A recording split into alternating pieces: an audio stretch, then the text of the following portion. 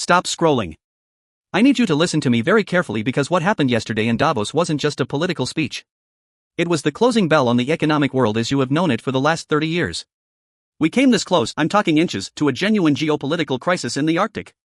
Everyone was watching the S&P 500 futures bleed out pre-market because the rumor mill was screaming that the United States was about to forcibly secure strategic assets in Greenland.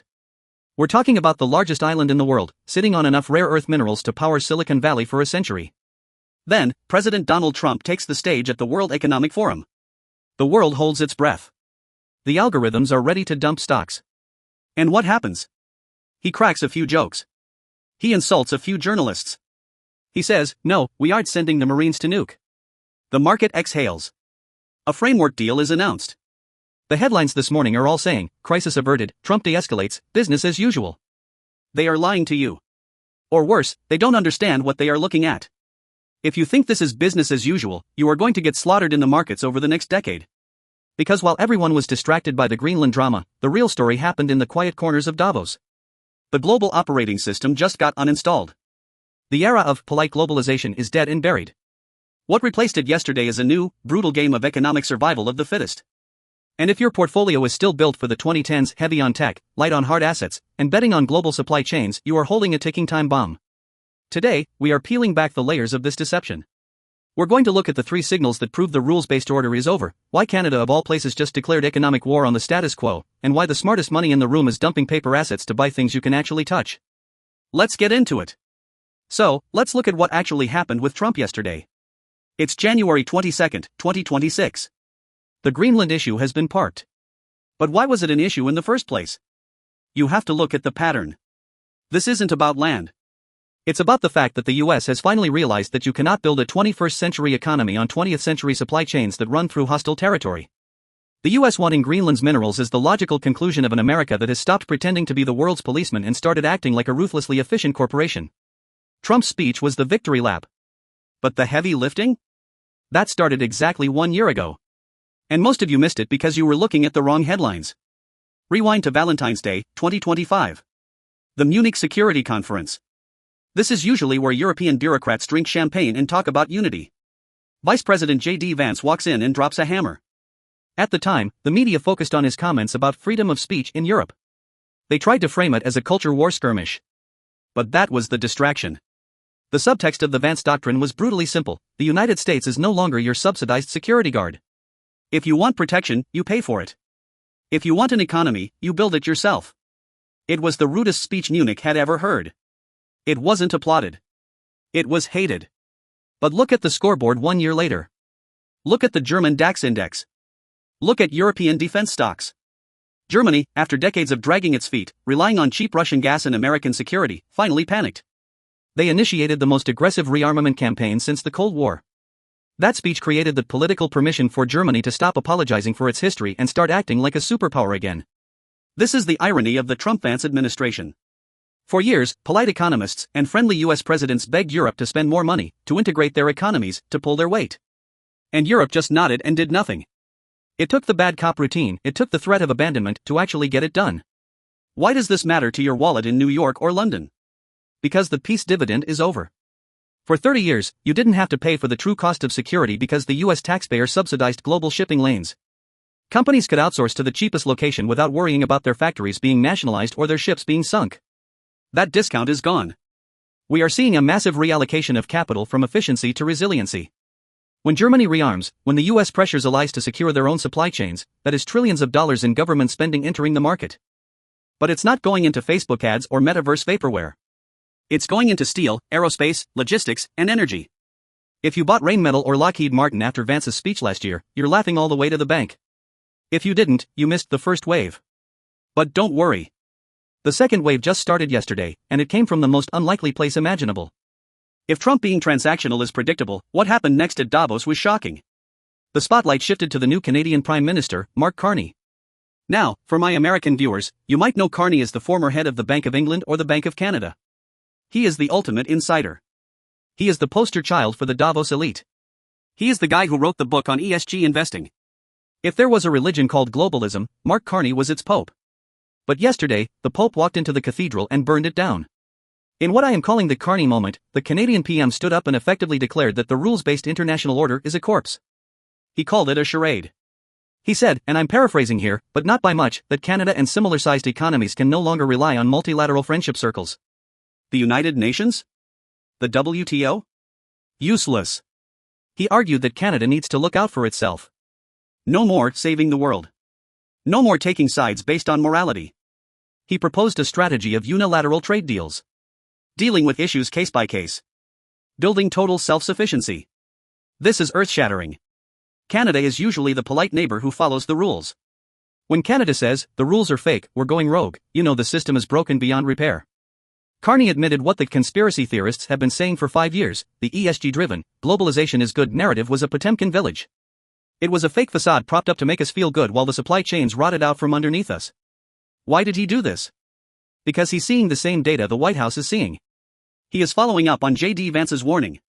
He realized that in a world where the US is becoming isolationist and transactional, being a good global citizen gets you nothing. It leaves you vulnerable. So, what does the Carney Doctrine look like economically? It looks like protectionism. It looks like Canada first, Britain first, France first. This is the death of the global supply chain as we know it. Think about your iPhone. It's designed in California, chips from Taiwan, assembled in China, with cobalt from the Congo and glass from Kentucky. That phone exists because borders were open and tariffs were low.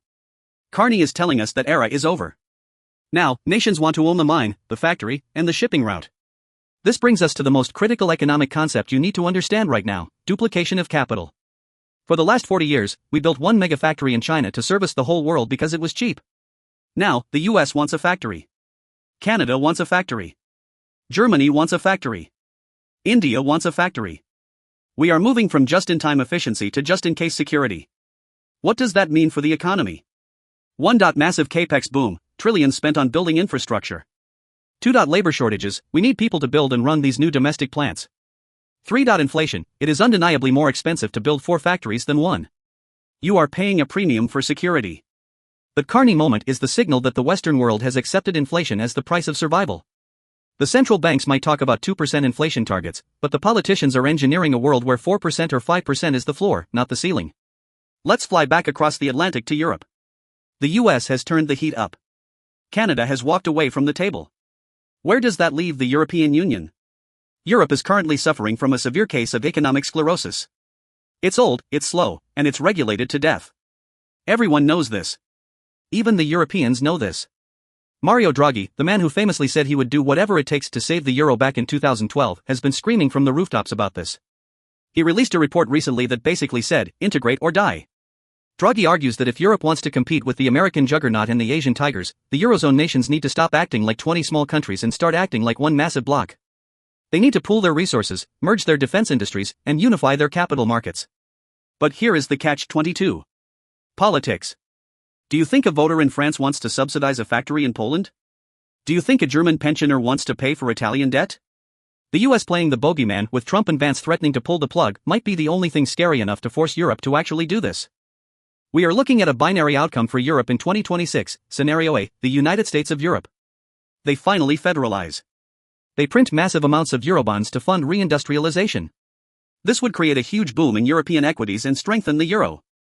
Scenario B, fragmentation. The pressure is too much.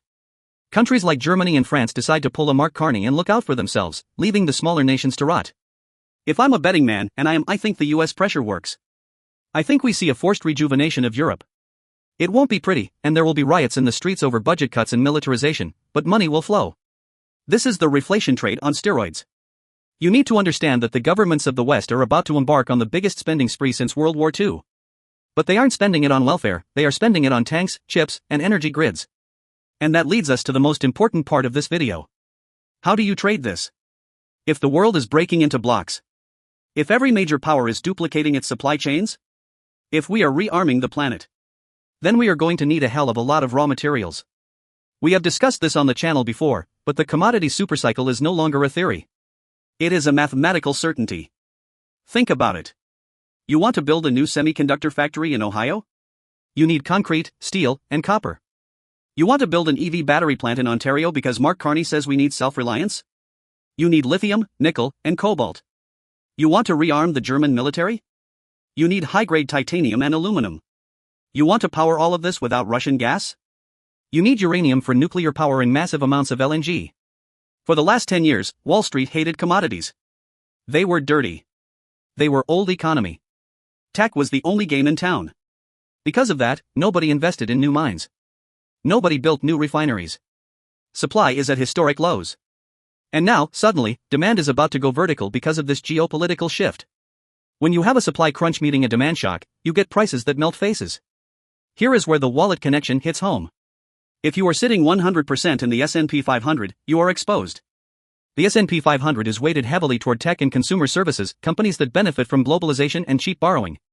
But in a world of Canada First and Fortress America, the winners are the companies that dig things out of the ground. I'm looking at 3 specific sectors. 1. Energy security, specifically North American oil and gas, and global uranium. The green energy transition is still happening, but the timeline just got real. We realized we can't run an industrial economy on windmills alone. Nuclear is the only baseload power that offers energy independence. If you aren't looking at uranium miners, you are ignoring the best asymmetry in the market. 2. Strategic metals, copper is the new oil. You cannot reindustrialize, you cannot build AI data centers, and you cannot build weapon systems without copper. And the world is running out of high-grade copper mines. This is a supply/demand imbalance that could last a decade. 3. Defense industrials, I'm not just talking about the guys who make the jets. I'm talking about the supply chain for the jets. The companies that make the guidance chips, the propulsion systems, the cybersecurity infrastructure. This sector is now a utility. It's government-guaranteed revenue. Let's summarize the new reality. The Greenland panic was a warning shot. Trump and Vance have successfully bullied Europe into rearming. Mark Carney has officially declared the death of the globalist rulebook. And the race for self-reliance is on. We are moving from a world of optimization to a world of resilience. Optimization was cheap goods, low inflation, and booming tech stocks. Resilience is expensive goods, sticky inflation, and booming commodity stocks. This is a regime change. The strategies that made you rich from 2010 to 2024 will make you poor from 2026 to 2030. The governments of the world are telling you exactly what they are going to do. They are going to print money to build factories, buy tanks, and secure resources. Don't fight the tape. If they are devaluing your currency to buy hard assets, you should be getting rid of your currency to buy hard assets. This isn't about fear-mongering. It's about adaptation. The global village is closed. The fortress nation is open for business. Make sure your portfolio is inside the fortress, not left out in the cold. I'll be releasing a deep dive on my top 3 copper picks for the supercycle on my Patreon next week, so check the link in the description if you want to see exactly how I'm positioning my own money. But for now, keep your eyes on the commodities market and don't let the headlines about Greenland distract you from the real war being fought for your economic future. Thanks for watching. Smash that like button if you want more unfiltered geopolitical analysis. I'll see you in the next one.